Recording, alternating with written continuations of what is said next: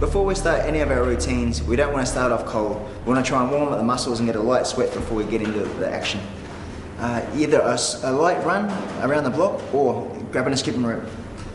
When you first start up in the gym, you don't want to look like a beginner, so you want to try and practice at home if you can. At school, when you first grab the rope, they teach you to double bounce in between. Okay, this doesn't look good in front of the boys. So to start off with, we're just going to hold the rope level at the hips and feet together, trying to make it one spin per bounce. Until you get used to the movement, you're probably going to be jumping very high using a lot of energy. After a little while, just try and jump just enough so the rope's gliding underneath the feet.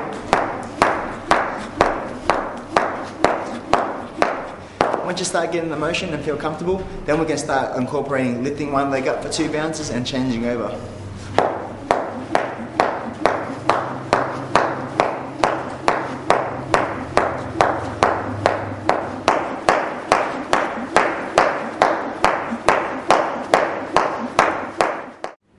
With your skipping routine, set yourself goals, 5 minutes, 10 minutes. I like to skip for half an hour. To pick up the intensity, the last 30 seconds I like to do 2 spins per bounce.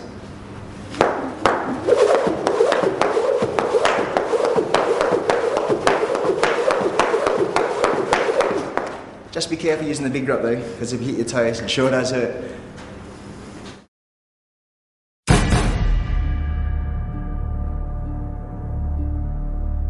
Now we've had a great session, let's finish up with some abdominal work to make the abs nice and strong. Just going to have our ankles nice and close to our bum, keeping the legs bent, hands on top of the thighs, and we're just going to raise our body up all the way till the wrist past the knees. I don't want to see any cheating with just to the fingers. Try and bring the wrist all the way past. This is just enough so you're not overextending and getting a sore lower back. Another variation is hands behind the head and just raising the body up about almost to the top of the knees and back down again. Keeping the back nice and straight. If you want to work the sides, once you're up to the top, just bringing the elbows to the knees. Work on both sides. Yeah. Try and keep good control the whole time so you feel the burn. When I lived in Thailand, we didn't have the luxury of having a sit-up machine. All we had was a towel and the floor. So we're just going to come through, making the body nice and flat, hands behind the head, not putting any pressure on the neck, raising the body up 90 degrees, 2 little pumps from the arm, and come back down. 1, 2, and down. 1, 2.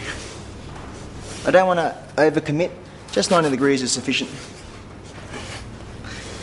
If that's easy, hands nice and straight, raising up and touching the toes. No cheating where you're just touching your knees or your shins. Really raise the body all the way up as high as you can so you can touch your toes, no worries. If you can do that, no worries. Let's try this hard one.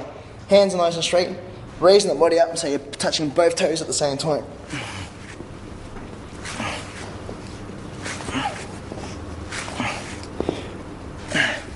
Working the abs is very important.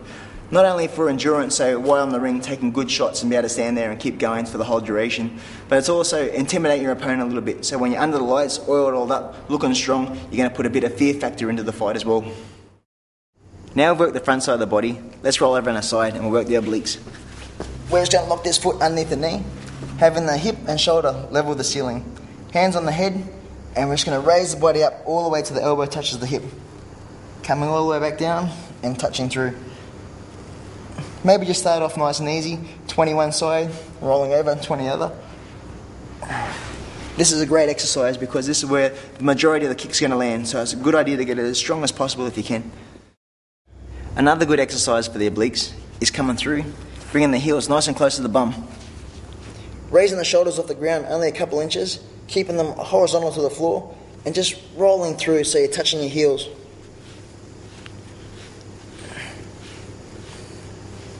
You should be able to pump out at least 30, then set your goals to 50 and 100. We really want to make a good core strength so when we get hit in the fights, we don't get winded or get dropped. Another great exercise for the abs is the crunches. We're going to come down, lift the knees so they're parallel with the hips, ankles and knees side by side, hands on the head, raising the body up, getting those elbows to touch the knees and come back down.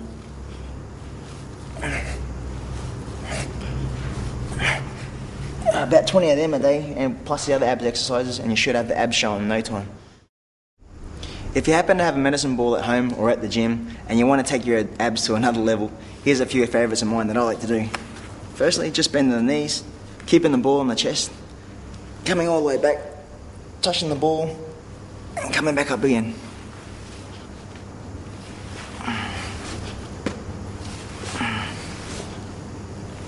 If you want to mix it up a little bit again, putting the ball in between the legs, coming back down, touching the hands up behind the head, raising up, grabbing the ball, same again, placing down, wheel it out.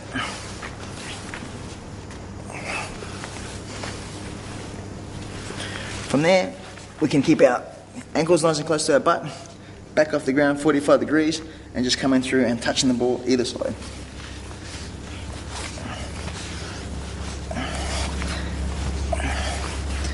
If you thought that was hard, wait till we do some push-ups with the ball.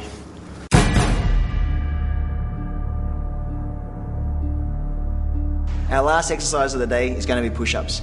We're not going to do the regular ones with the elbows out to the sides, but bringing the hands in so they're about shoulders width apart and having the elbows coming behind our body.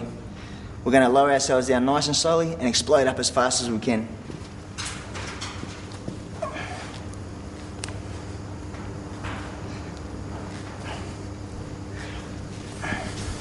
Start off with 10. If you do 10 easy, go to 20, 30, 50, and after a few weeks you'll notice the difference in your punching power on the pads.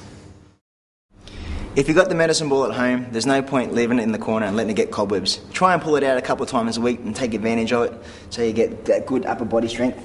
From here, we're just going to have the thumbs and forefingers touching the top of the ball. Keeping the ball underneath our chest, we're going to lower our body down as close as we can and then coming back up.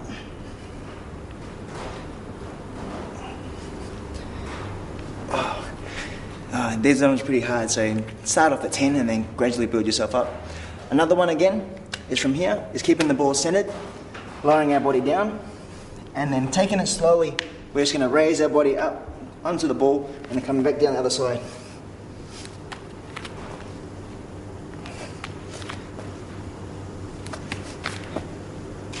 Once you find that quite easy, then we can pick it up again and make it a little bit more harder. This time, as I come up, I'm going to roll the ball to one hand to the other.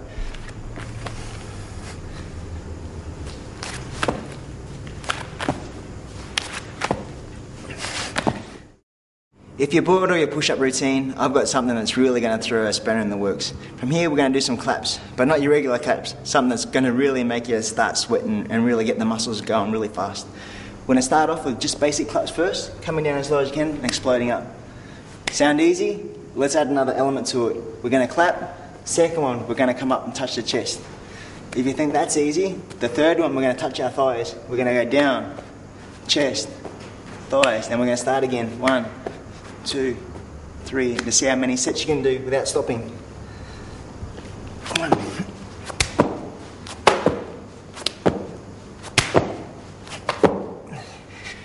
Make sure you've got a good soft surface underneath you, because if you mess up, you're going to land straight on your nose.